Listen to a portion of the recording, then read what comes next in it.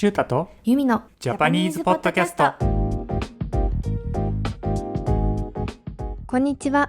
今回は2025年7月にあった日本のニュースについて2人で話していきます。トーク終了後にリスニングクイズがありますので、ぜひチャレンジしてみてください。今回お話しするニュースは全部で7個あるので、一つずつざっくりと触れていきましょう。それでは早速1つ目。予言が外れる。日本だけではなくて香港などでも広まったとある予言がありました。その予言とは2025年7月に日本で巨大な災害が発生するという内容です。この予言をしたのは予知夢漫画を描いている辰木亮という女性漫画家さん。この予言が注目された背景は過去にこの方が出した本の中に2011年3月に大災害が起きるという予知夢が記載されており、実際に2011年3月に大きな地震が起こったからです。新しく出した漫画の中に2025年7月に日本で大きな災害が発生すると書かれており、これが次の予言として日本中で騒がれ、社会現象にまで発展したのでした。はい。2025年7月のニュースといえば、やっぱこれが一番最初に思いつくかな。そうだね。結構大きなニュースにもなっていて、SNS とかでも広がって大きな騒ぎになってたけど、結局外れて終わったね。外れて終わったね。日本に来る飛行機の数が減ったりさ、あとは外出を控える人が増えたりっていうので、いろいろなところに影響が出た、そして大変だったっていう感じがするかな。シュータは信じてた？全く。そうなの？全く信じてない。そういうのはあまり信じない派ですね。私は結構ね、ちょっと半信半疑というか、半分信じてるタイプですけれども。でも、もともとね、日本だともう30年以内にさ、大きな地震が来るっていう風に言われているから、起きてもおかしくはないのかなっていうのは思っていたけど、あんまり信じてはいなかったかな。結局外れたので、そこは良かったなとは思いますね。あとは、この予言をきっかけにさ、地震の対策をした人たちもたくさんいるだろうから、そういう点では良かったのかもね。そうだね。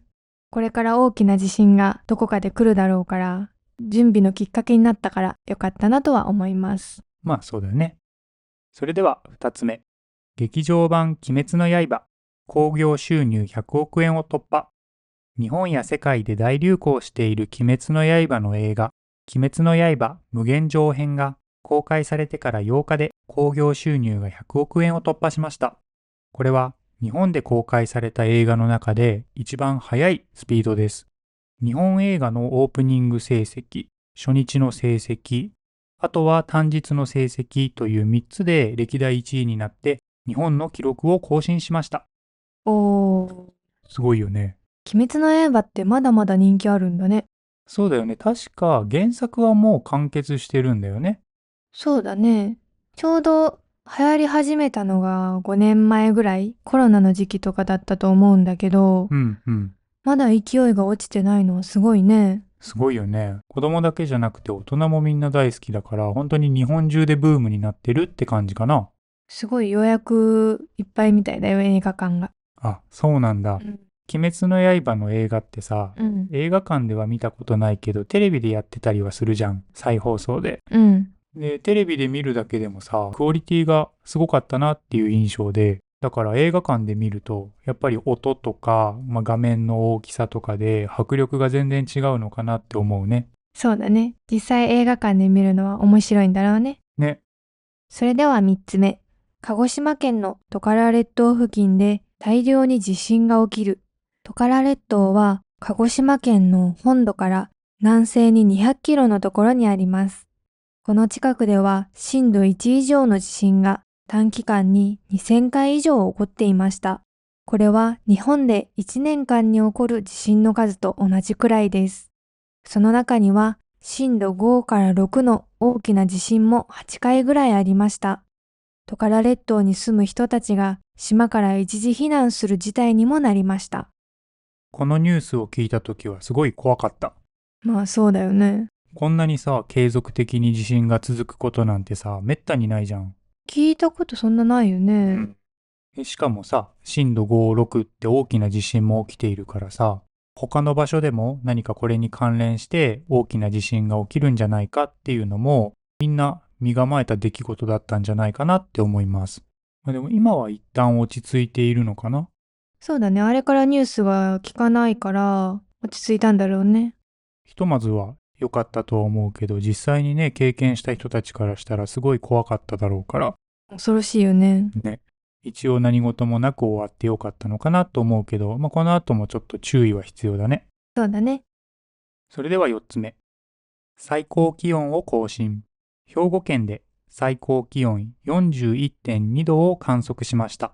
これは日本歴代1位の暑さです。41.2度で日本一位なんだね。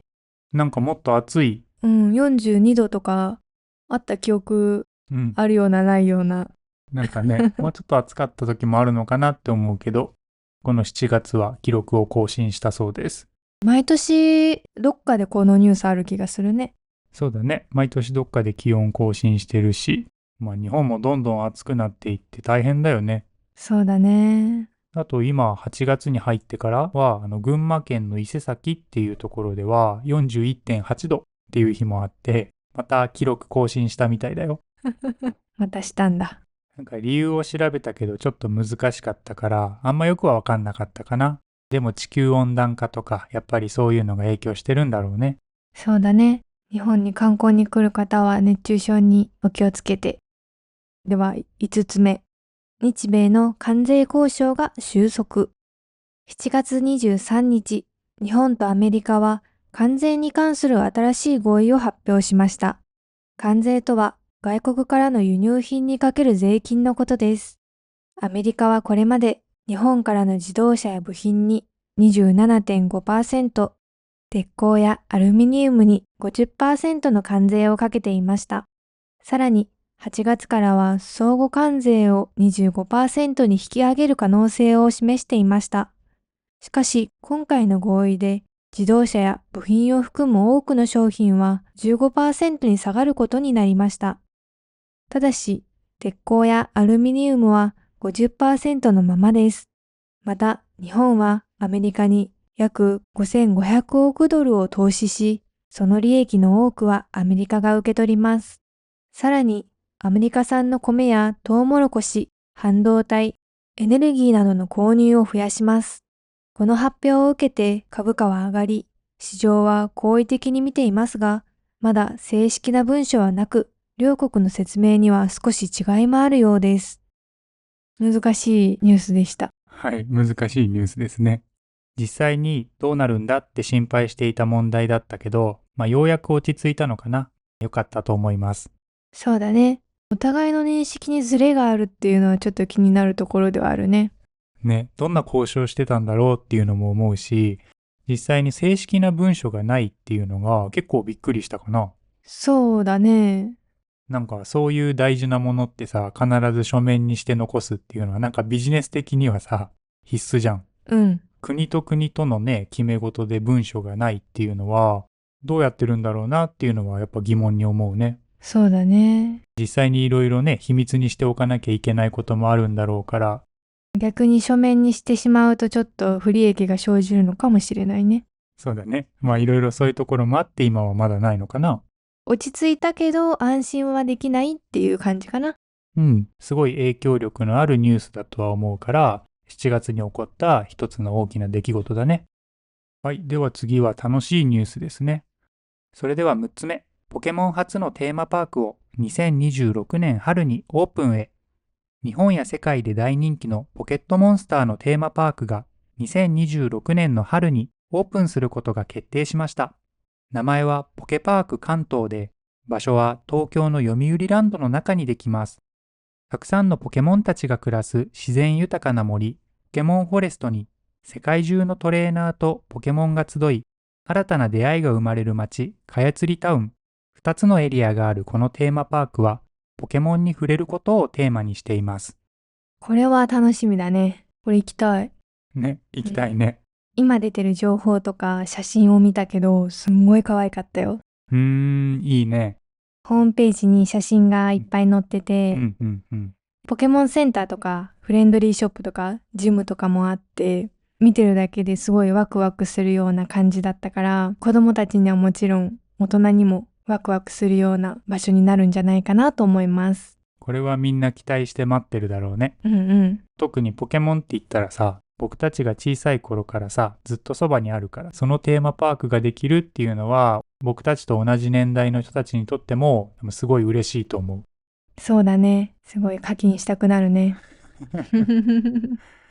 どんな感じなのか、これからの続報が楽しみだね。はい。では最後ですね。7つ目、選挙の結果が出ました。7月20日に参議院選挙が行われました。全部で125の議席が新しく決定しましたが、与党である自民党と公明党は合計で47議席しか取得することができませんでした。前から持っていた議席と合わせても全部で122しかなく、総議席の過半数を超えられなかったという結果に終わりました。与党は去年10月の衆議院選挙でも半分以上の議席を取れませんでした。衆議院と参議院の両方で与党が過半数を取れなかったのは1955年に自民党ができてから初めてです。選挙の後、石破総理は記者会見をしてこの結果について謝罪しました。でも総理大臣を辞めずにこれからも続けていくつもりだと話しました。実際にこの結果を受けて、石破おろしの流れが未だに続いているんだけど、石破さんは続ける意思みたいだね。そうだね。ここで石破さんに辞められても、次じゃあ誰がなるのっていう問題もあるし、今しなきゃいけないことは石破おろしなのかっていうところではあるね。そうだね。総理大臣の選挙ってなったらそれに時間が使われちゃうし、それよりもね、実際に僕たちが抱えている問題とかに時間を使ってほしいよね。そうだね。でも今回のその選挙で良かったなと思う点は、今までの選挙は若者が選挙にあまり参加しないっていう深刻な問題を抱えていたんだけど、今回の選挙では若者の投票率が上がったので、そこは良かったかなと思いますね。確かにね、実際に SNS をうまく活用して、その候補者の人たちが国民に働きかけていたもんね。実際にそれはいいことだし、若者が今の日本にさ、危機感を持って行動をしたっていう意味ではすごくいい選挙だったのかなと思います。そうだね。でも実際にどこに投票したらいいかっていうのは、やっぱり判断が難しいのかなっていうのは今回も感じたかな。自民党じゃないところに投票しなきゃみたいな流れがあったけど、だからといってどこに投票したらいいんだろう、めんどくさいな、選挙行くのっていうのがいつもの若者の流れだったんだけどね。みんなどうしたんだろうね。あとは SNS で広がるっていうことは本当の情報もあれば嘘の情報もあるっていうことだから、今まで選挙に関わってこなかった若い人がさ、急に判断しろって言われても結構難しいところはあるのかなと思うね。そうだね。なんか難しいしね。そう。もっと簡単にしてくれたらいいのにね。自民党が過半数を超えなかったら、法律を作るときに自民党が不利になるってこと。そうだね。自民党が思うような政治ができないっていうところかな。これを機にね、例えば自民党の人たちが危機感を持って、もっと国民に寄り添った政治っていうのをしてくれれば、また何か変わるのかもしれないし、変わらなければ他の政党が頑張ってくれれば、より日本は良くなっていくのかなと思うので、今回の選挙はいい方向に動いたのかなと個人的には思ってます。そうですね。それでは以上、2025年7月の日本のニュースでした。それでは最後にリスニングクイズに移りたいと思います。私たちが話していた内容をもとにクイズに答えてみてください。全部で5問あります。動画を見ているみんなで一緒に頑張っていきましょう。第1問。7月に日本で話題になった予言とはどのような内容でしたか？ 1. 日本で大規模な停電が起こる。2. 日本で巨大な災害が発生する。3. 日本で株価が暴落する。4. 日本で大規模な感染症が広がる。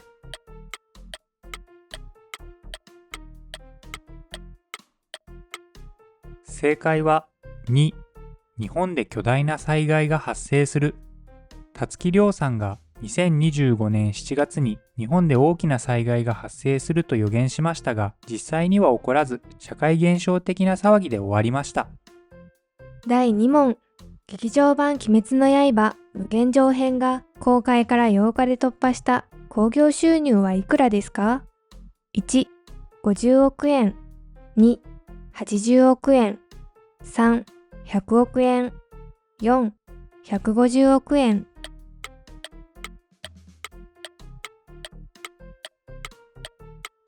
正解は3、100億円。公開からわずか8日で100億円を突破し、日本映画史上最速の記録を更新しました。第3問。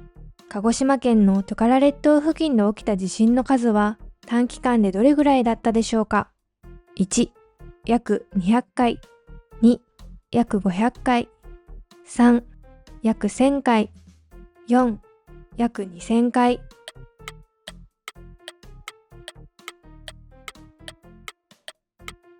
正解は4、約2000回。震度1以上の地震が短期間に2000回以上発生し、震度5から6の大きな揺れも複数回ありました。第4問。7月に観測された日本歴代1位の最高気温はどこで何度だったでしょうか？ 1、群馬県で 41.8 度。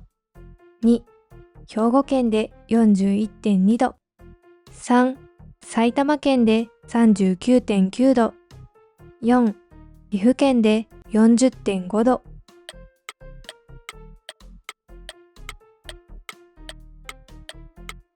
正解は2、兵庫県で 41.2 度。兵庫県で 41.2 度を記録し、当時の日本歴代最高気温となりました。第5問。7月23日に発表された日米の関税交渉に関する合意の内容で正しいものはどれでしょうか？ 1、自動車や部品の関税は 27.5% から完全に撤廃された。2、鉄鋼やアルミニウムの関税は 50% から 25% に下がった。3、自動車や部品の関税は 15% に下がった。4、日本はアメリカからの輸入を減らすことを決定した。